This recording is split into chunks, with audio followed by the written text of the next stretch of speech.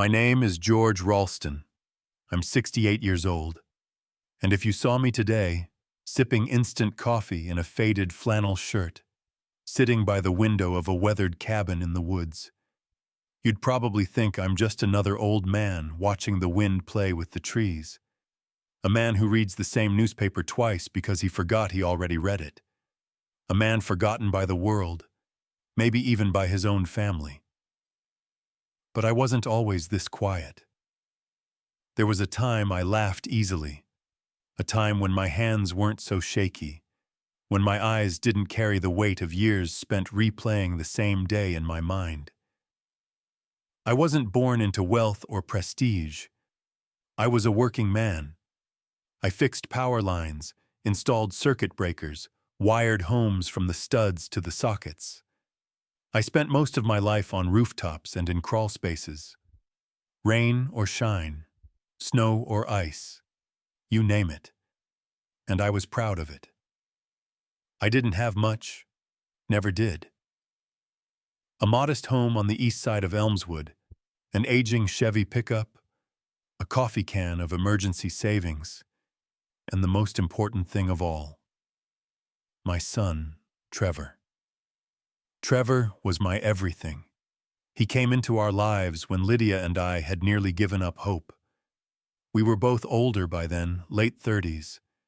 I still remember the way she looked when she told me, hands over her mouth, eyes wide, tears already forming. "You're going to be a father, George." I laughed so hard I dropped my wrench through the deck. And when Trevor was born, everything changed. I started working longer hours, refused weekend jobs just to be home with him. I became a different man, softer, more patient. I'd rock him to sleep while humming radio jingles. I learned how to braid hair, not because he needed it, but because Lydia would laugh when I practiced on dolls. We weren't rich, but our home was full of life, full of love, until it wasn't. Lydia died when Trevor was 11. Cancer. The kind that sneaks up like a whisper and then screams at the end. It tore through her in 6 months. One moment we were decorating a Christmas tree. The next she couldn't climb the stairs. The silence she left behind was deafening. Every creak in the house reminded me of her laugh. Every flower reminded me of the garden she swore she'd finish next spring. After she passed, it was just me and Trevor. I had to be both parents, and I tried. I really did. I made pancakes that always burned. I packed lunches with too many napkins. I sat through every school play, every parent-teacher meeting, every awkward middle school science fair. Trevor was smart, not just book smart. He had an instinct. He could look at a broken blender and tell you which wire was loose. He rebuilt my truck's starter motor when he was 15. Said it was just logic. I thought, this kid's going places. When he got into state tech with a partial scholarship, I sold Lydia's engagement ring to cover the rest. He said I didn't have to. I told him, your mother would have wanted this. I believed in him, more than I ever believed in myself. Even when he started talking about startups, about changing the world with apps and algorithms, I nodded along, not understanding half of what he said. But I trusted him, because that's what fathers do. You don't need to understand the dream. You just need to believe in the dreamer. They say the people you love most have the greatest power to hurt you. I never understood that, until the night my son came back into my life and left me with nothing. It was a cold Tuesday in October, one of those evenings when the wind rattles the windows just enough to make you feel like someone's coming. I remember I had just finished heating up leftover stew. The house smelled like thyme and old wood, and the faint perfume Lydia used to wear, still clinging to the curtains after all those years. Then I heard the knock. I opened the door, and there he was, Trevor. But not the boy I raised, not the kid who once built a bird feeder out of scrap metal. This was someone else. Someone polished, dressed in an overpriced wool coat. Cologne so strong it entered the room before he did. His hair was slicked back. His watch alone could have paid my mortgage. He hugged me stiffly, the kind of hug you give to a stranger out of obligation. "Dad," he said, "it's been a while." I was stunned. It had been over 2 years. No calls, no visits. I thought maybe he was just busy, or maybe he was ashamed of how he left things. But there he was, acting like it had only been weeks. We sat. I poured him some of the stew. He didn't touch it. He got right to the point. He needed money. A lot of it. "Things are tight," he said. "I've got a product ready for launch. It's going to be huge, Dad. But I just need a bridge loan. Just until the funding clears." I asked how much. 200,000. I nearly dropped my spoon. "I don't have that kind of money," I said. He leaned forward, his voice low. "You do, I know you do. The house, the savings, Mom's old life insurance policy. You never spent it." I felt like I'd been punched in the gut. "You came back for money," I whispered. He didn't deny it. He said, "You wouldn't be here without me, and I won't be anything without you." That's when I realized he didn't come to reconnect. He came to collect. I told him no, not because I didn't want to help, but because I knew deep down the money would disappear into some bottomless pit. I told him, "If you really need help, come stay here. Eat with me. Work with me. We'll figure something out." He looked at me like I'd spit on him. "You still think I'm some helpless kid," he said. "You haven't changed at all." Then he snapped. He stood up, furious, pacing, yelling, accusing me of being a failure, of clinging to mediocrity. He said I was never enough for Mom, never enough for him, and that now, finally, he was done pretending. I tried to calm him, reached for his arm.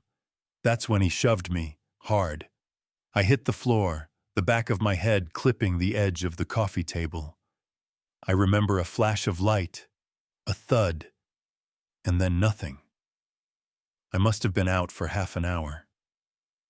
When I came to, the front door was open. My safe was cracked.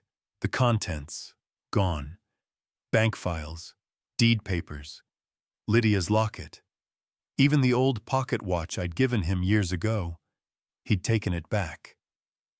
I stumbled to my feet, disoriented. Then I smelled the smoke.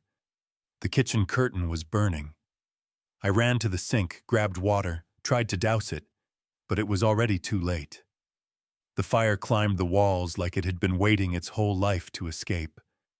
The wooden beams above creaked and snapped. Flames licked the ceiling. I barely made it out with my wallet and the photo of Lydia that sat on the mantel. The rest, gone. Fire investigators ruled it as accidental. Maybe a gas leak. Maybe a candle knocked over. But I knew that smell of cologne lingering on the air. Knew the anger in his voice, the recklessness in his eyes. But I told them nothing, because I still loved him. And because if I told the truth, I'd lose him forever. Instead, I did what I always did. I took the blame. "I must have left the stove on," I told them. "It was my fault." I slept in a shelter for 2 weeks after that. The insurance company said my coverage had lapsed. I had $243 in my checking account. No home, no job, no family. At 63, I was reborn into nothing. I never told anyone where I went after the fire, not even the neighbors. Not the old foreman who used to bring me tools every Christmas. Not the cousin in Oregon who had once offered me a guest room anytime you need it. No one. I became a ghost. A man with no attachments, no address, no nameplate. I drifted 2 towns over and took the night shift at a hardware store that never asked for a resume. Just hands willing to stack pallets and a spine willing to bend. During the day, I slept on a cot above a diner, in a room that smelled of old grease and cheap bleach. The walls were thin, the mattress thinner, and I didn't mind. Because no one could find me there. Not even him. I spent a long time trying to forget. To not care. I told myself I had done what a father was supposed to do. Give everything, without condition. That Trevor's choices were his own now. That maybe I was wrong all along. But you can't outrun your own memory, especially when the world throws it back in your face. It started with a magazine cover.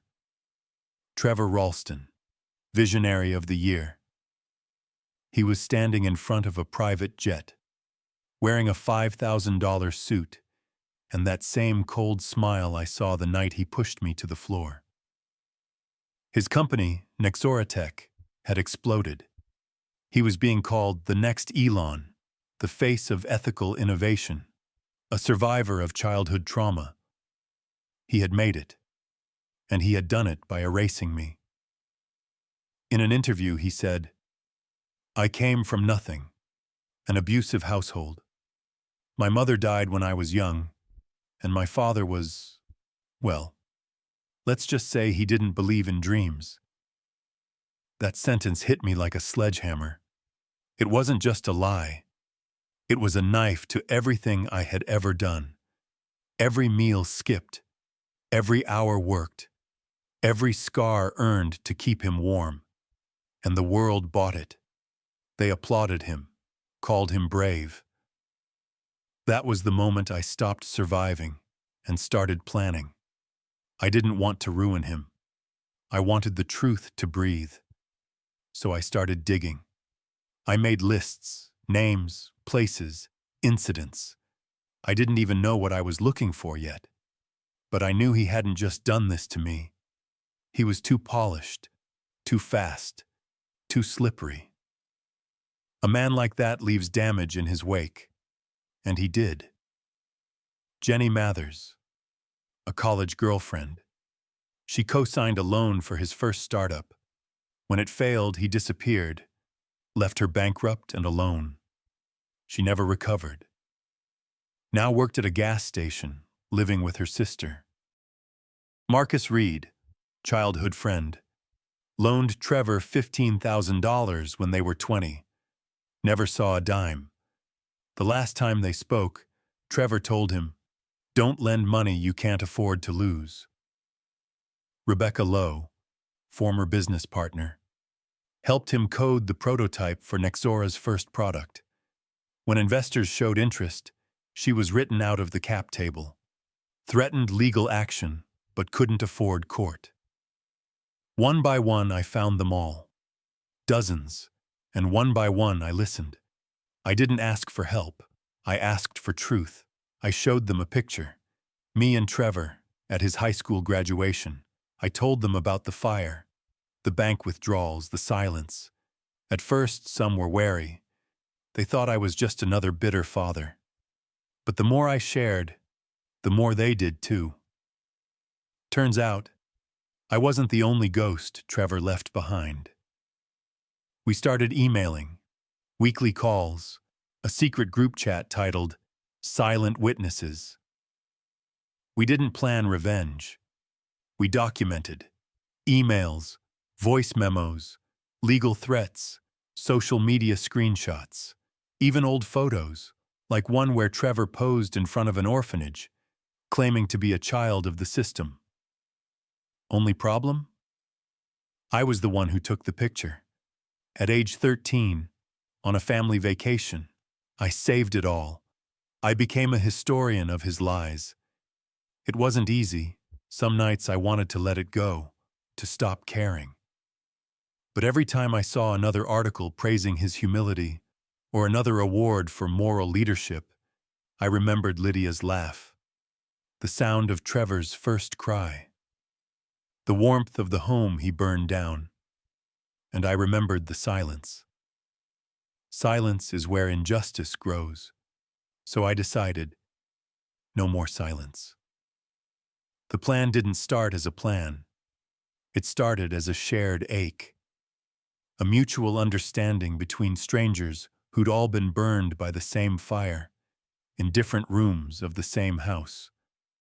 We weren't vigilantes. We weren't hackers. We were just people who had once believed in someone who turned out to be a lie. The group chat turned into conference calls, then shared folders, then a spreadsheet. It was terrifying, in a way, how much there was. Trevor had built his empire on ashes. Ours. The things we uncovered weren't just shady business practices or moral gray zones. They were cold, calculated betrayals, a fake charity in his mother's name where donations were rerouted to a shell company, a story about living in a car for a year that turned out to be a lie. He'd been staying in a luxury Airbnb at the time, paid by a silent investor. Even a podcast where he cried, on cue, while describing a childhood beating that never happened.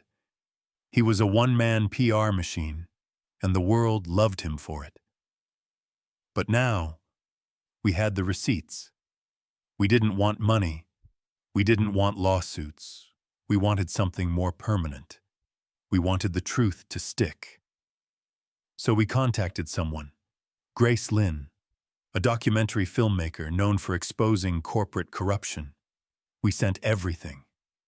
She didn't believe us at first, said it sounded like a smear campaign, but then she read the files, listened to the voicemails, saw the dates, the signatures, the contradictions. She called us back within 24 hours. I want to tell your story, she said. All of it. It took 4 months to film. We did it anonymously. No names, no faces, just voices, letters on the screen, sound bites, childhood photos, timeline graphics, verified facts. I spoke last. Just audio. My voice. A quiet, tired man explaining what it means to give everything to someone and watch them set fire to it. I didn't cry. I didn't yell. I just spoke. We called it The Golden Sun Behind the Smile of Trevor Ralston. We launched the video at midnight on a Sunday. Grace coordinated the release across 4 platforms, timed social media posts, and even paid for Google Ads to boost visibility. Within hours, it started to spread. By Monday afternoon, it had 500,000 views. By Tuesday, hashtag Golden Sun Exposed was trending. The media turned fast. All those journalists who once wrote glowing reviews started asking hard questions. A news anchor read one of Trevor's old quotes on air, "My father was a drunk who hit me," and then showed my work record, community awards, and the letter he wrote me for Father's Day in 2007. "You're my hero, Dad. One day I'll make you proud." By Wednesday, sponsors pulled out. By Friday, 2 board members resigned from Nexora Tech, demanding an emergency review of all internal operations. Trevor went dark on social media. And then the statement came. Effective immediately, Trevor Ralston has resigned as CEO of Nexora Tech. He will be taking time to focus on personal matters. No apology, no acknowledgement, just silence. But the damage was done. His book deal? Canceled. His keynote speech at the Tech Summit? Pulled. His TED Talk? Removed for integrity concerns. His name? Permanently linked to one word. Fraud. I didn't dance. I didn't cheer. I just sat on the porch of my small lakeside cabin, holding Lydia's old locket in my hand. I watched the sky turn orange over the water, and I let the wind speak for me. Because I didn't need revenge anymore. I had truth. And the truth had done what fists and fire never could. It pierced the armor he wore so carefully. He had built his world out of mirrors.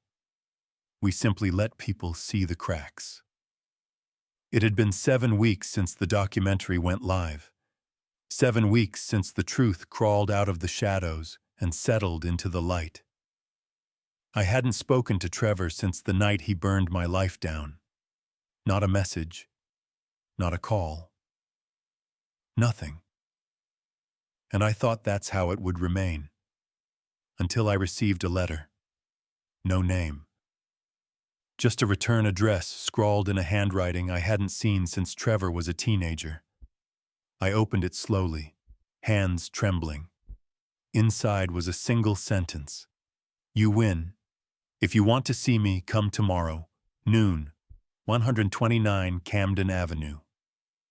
It was an old warehouse district, just outside the city.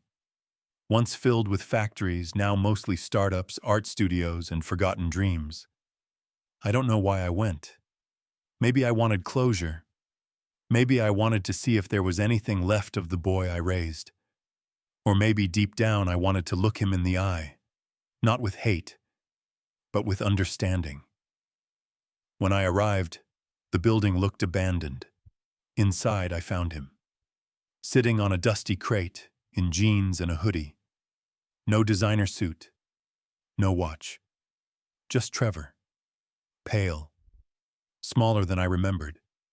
The weight of the world gone from his shoulders, because it had already fallen. He looked up. For a moment, there was silence.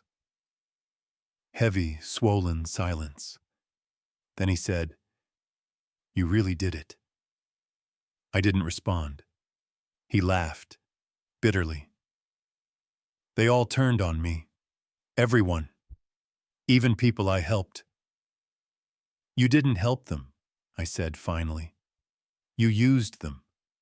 He flinched. And me? I added. Did you think I'd stay quiet forever? He stood, pacing. I thought you'd understand. That you'd stay out of it. That you'd love me anyway. I did, I said. I still do. But love without truth is just enablement.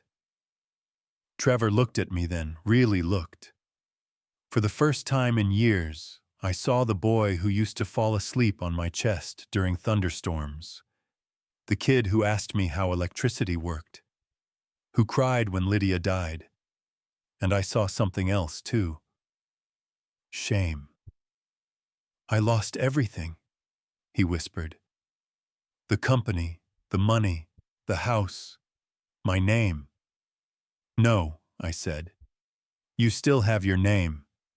What you do with it next is up to you. He sat down again, head in his hands.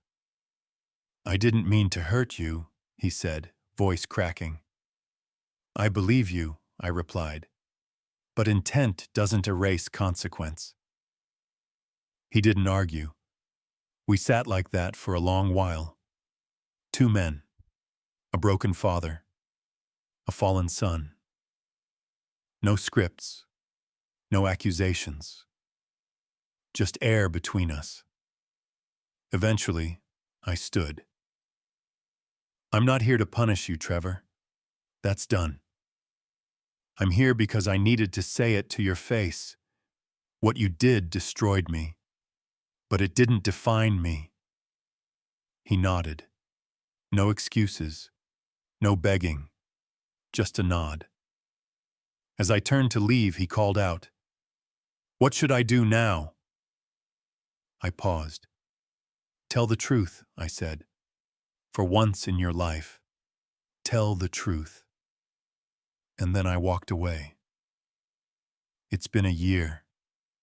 I still live in my small cabin. Still drink bad coffee and feed the crows at sunrise.